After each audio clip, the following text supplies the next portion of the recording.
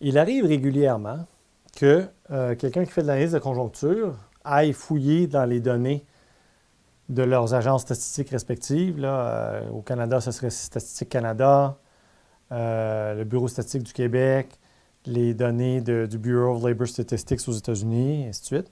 Et aille une série de quelque chose qui est coupée.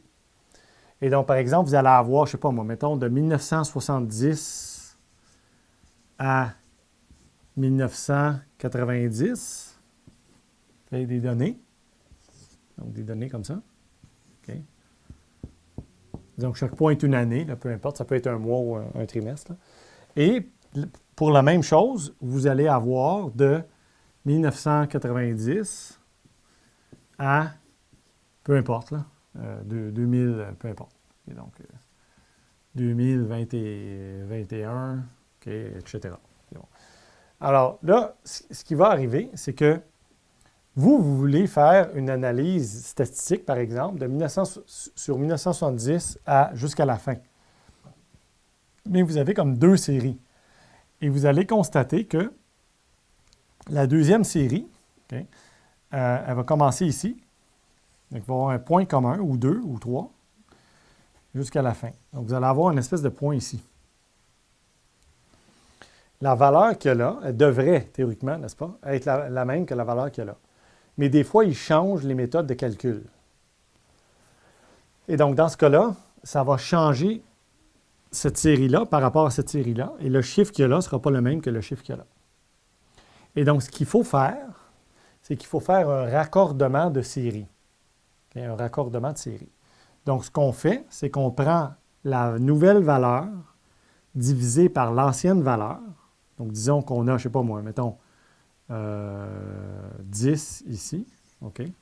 Et qu'on a, je vais prendre quelque chose de très gros, là, 5 là. Donc, c'est rare que ça fait ça, mais disons. Alors là, vous prenez la nouvelle série la plus récente, okay, 10, avec le point commun ici. Donc, le point, ceux qui sont en commun, c'est ici. Ça, ici, c'est en commun. Okay.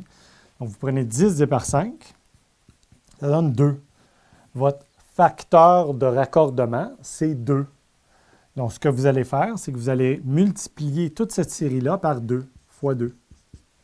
Ça vous donne une nouvelle série et vous allez la matcher avec celle-là. Donc, ça va vous donner ça ici. Puis là, évidemment, le 5 fois 2, ça donne 10, donc ça va marcher.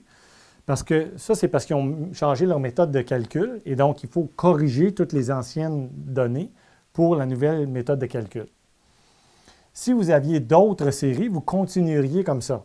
Donc, vous prendriez tout ça avec l'ancienne, vous calculeriez votre nouveau point de raccordement, donc facteur de raccordement, vous multipliez l'ancienne par le facteur de raccordement, vous raccordez, ainsi de suite, comme ça en reculant. Okay? Et vous obtenez à la fin une seule série avec laquelle travailler pour vos vérifications statistiques, ainsi de suite. Okay? Qu'est-ce qui arrive si il y a plus qu'une donnée en commun? Il y a plus qu'une donnée en commun. Donc, il y en a plusieurs. Donc, plusieurs trimestres ou plusieurs années qui sont en commun ici. Généralement, ce qu'on va faire, c'est qu'on va prendre la moyenne de tout ça et la moyenne de tout ça. Et ce qu'on va faire, c'est qu'on va faire la moyenne de la nouvelle divisée par la moyenne de l'ancienne. Et on va avoir notre facteur de raccordement ici. OK? Donc, ça, ce serait une façon là, de procéder. OK? Donc, voilà.